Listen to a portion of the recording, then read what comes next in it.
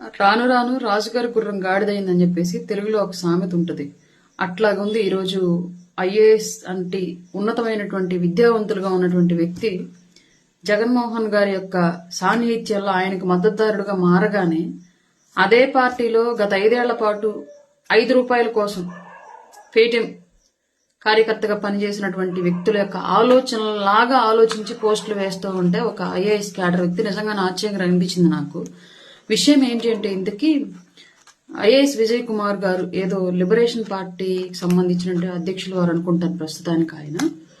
ఆయన వేసినటువంటి ఒక పోస్ట్ పవన్ కళ్యాణ్ గారి మీద, పెడనలో కార్యకర్త చనిపోతే ఇంటికెళ్లి ఆర్థిక సహకారం అందించి పరామర్శించినటువంటి పవన్ కళ్యాణ్ గారు, కాపు సామాజిక వర్గానికి చెందినటువంటి కార్యకర్త చనిపోతే పరామర్శించినట్టు పవన్ కళ్యాణ్ గారు, పిఠాపురంలో ఒక దళిత సామాజిక వర్గానికి చెందినటువంటి కార్యకర్త చనిపోతే పరామర్శించలేదు, ఇంత కుల పిచ్చా అన్నట్లుగా ఒక పోస్ట్ వేశారు. గొప్ప చదువులు చెందినటువంటి విజయ్ కుమార్ గారు, నిజంగా ఇప్పుడు మీరు ఆ పోస్ట్ వేసేంత వరకు ఆ కుటుంబం కాపు సామాజిక వర్గానికి చెందిందని మాకు తెలియదు. ఎందుకంటే ఆ కేసు హ్యాండ్ ఓవర్ చేసింది నేనే. డాక్టర్ భరత్ గారు రమేష్ హాస్పిటల్స్ నుంచి నన్ను కన్సల్ట్ అయితే వేరే ఇంకా నాకు ఏ దారి అప్రోచ్ అవుదామన్నా దొరకట్లేదు మేడం, ఇంక మీరే లాస్ట్ సోర్సు. మీ పార్టీ కార్యకర్త అండ్ వాళ్ళ అబ్బాయి, కార్యకర్తకి యాక్సిడెంట్ జరిగింది, వాళ్ళ అబ్బాయి కూడా మీ పార్టీ కార్యకర్తే, వాళ్ళు అవయవదానానికి సిద్ధమయ్యారు. ఇట్లాంటి విషయం పవన్ కళ్యాణ్ గారి ద్వారా బయటికి వెళితే ఇంకా మరింత మంది ఇట్లాంటి మహత్కార్యానికి పూనుకొని ముందుకొస్తారు, దయచేసి సహాయం చేయండి మాకు అని చెప్పేసి డాక్టర్ భరత్ గారు నన్ను కన్సల్ట్ అయితే, భరత్ గారు నాకు ఆ కార్యకర్త కులం చెప్పల, నేను కూడా పార్టీ ఆఫీస్ కి పవన్ కళ్యాణ్ గారి పర్సనల్ టీం కి కులం చెప్పల.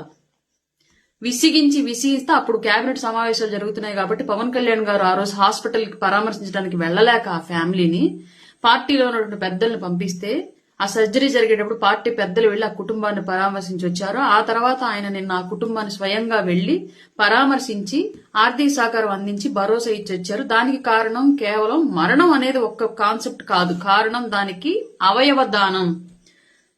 పవన్ కళ్యాణ్ గారు ఏ విషయాన్నైతే ప్రమోట్ చేస్తారో అది సమాజంలో పెద్ద ఎత్తున పబ్లిసిటీ జరిగి ఇంకొంత అభివృద్ధిని సంతరించుకునిద్ది. మంచి కార్యక్రమం ఏదైనా సరే ఆ ఆలోచన ధోరణితో పవన్ కళ్యాణ్ గారు వెళ్లి అక్కడ సపోర్ట్ చేసి ఆ కుటుంబానికి భరోసా ఇచ్చి అవయవ దానం చేయడం అనేటువంటి ఒక మంచి కార్యాన్ని ప్రోత్సహించి వచ్చారు. అక్కడ మన నాయకుడు సపోర్ట్ చేసే కార్యక్రమాలన్నీ వేరే ఉంటాయి. టైర్ల కింద వేసి తొక్కించుకెళ్ళడాలు, రప్ప నరికితే తప్పేంటి అండాలు,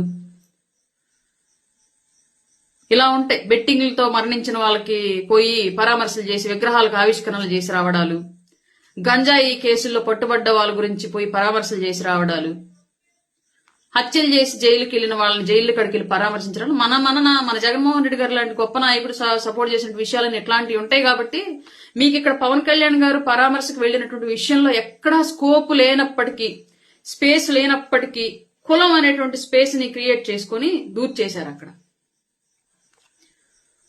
ఇదే దళిత అభిమానం గత 5 ఏళ్ల పాటు చూపించి ఉంటే దళితులకి జగన్మోహన్ రెడ్డి ఇంత పొడుగును పొడిచాడు వెన్నుపోటు, నిధులన్నీ ఖాళీ చేసి ఆ వెన్నుపోటు పొడవకుండా ఉండేవాడు. బహుశా మీలాంటి పెద్దలంతా ఆ రోజు జగన్మోహన్ రెడ్డికి గనక దళితుల యొక్క అభిమానాన్ని జగన్మోహన్ రెడ్డి విషయంలో గనక మీరు చూపించి ఉంటే అంత పెద్ద వెన్నుపోటు దళితులకు తెక్కకుండా ఉండేదేమో. ఇవాళ ఏదో శ్రీశ్రీ గారితో ఏదో కవిత ఉండేది జనరల్ గా, నేను రాసి పారేసిన కవితల యొక్క పరిమళాలు గులాబీలై గుబాళిస్తూ ఉంటే నేను తాగి పారేసిన సీసాల గోల మీకేలా అని. అట్లాగే ఇవాళ పవన్ కళ్యాణ్ గారు ఉప ముఖ్యమంత్రిగా తీసుకొని, అలాగే ఆయన తీసుకున్న మంత్రిత్వ శాఖల ద్వారా కూడా నా భూతో నా భవిష్యత్ అన్న స్థాయిలో అభివృద్ధి చేసి పల్లెకి ప్రతి ఇంటికి ఆయన యొక్క అభివృద్ధి, పనితీరు, నిస్వార్థమైనటువంటి సేవ, అవినీతి లేనటువంటి పరిపాలన చేరువయ్యేలాగా చేస్తూ ఉంటే అట్లాంటి విషయాల్లో కొనియాడడం మానేసి ఎక్కడా స్కోప్ లేనప్పటికీ కూడా దుర్బిణి వేసి వెతికి మరి కులం తీసుకొచ్చి ప్రశ్నించారు అంటే, సార్ మనం ఉన్నత విద్యావంతులుగా ఉన్నప్పుడు మన విధానాలు విలువ తక్కువగా ప్రదర్శిస్తున్నా కనీసం విమర్శలైనా సరే విలువగా ప్రదర్శించాలి. విమర్శలో కూడా క్వాలిటీ మెయింటైన్ చేయండి. అయ్యప్ప మాల వేసుకుంటే స్వామియే శరణం అయ్యప్ప అనేది ఎలాగా ఊత పదము, గోవింద మాల వేసుకుంటే గోవింద గోవింద అనేది ఎలాగ ఊత పదము, అమ్మవారి మాల వేసుకుంటే జైబాబా అనేది ఎలా ఊత పదము, వైసీపీ కండువ కనిపించేలా వేసుకున్నా కనిపించకుండా వేసుకున్నా సరే గత 5 ఏళ్ల పాటు 3 పెళ్లిళ్లు, ఇప్పుడేమో కులము మతం అనేది ఒక ఊత పదంలాగా తయారైనట్టుంది. బహుశా ఆ పార్టీకి సంబంధించినటువంటి విధి విధానాల్లో భాగంగా మారండి, సిస్టమ్ను మార్చండి. లేదంటే ప్రతిపక్షం పోయా, ఈసారి పార్టీయే పోయా ఎత్తిపోతుల పథకం కింద ఎత్తేసుకొని. గౌరవ్ విజయ్ కుమార్ గారు మీకే ఇది. ఆ పార్టీ చనిపోయినటువంటి కార్యకర్త కులం నాకు తెలీదు. ఆ విషయాన్ని పవన్ కళ్యాణ్ గారి దగ్గర తీసుకెళ్లినందుకు పవన్ కళ్యాణ్ గారికి కూడా తెలియదు. ఇప్పుడు నువ్వు చెప్తే తెలిసి ఉంటుంది, నాకు తెలిసినంత వరకు అంతే. సారీ, మీరు చెప్తే తెలిసి ఉంటుంది.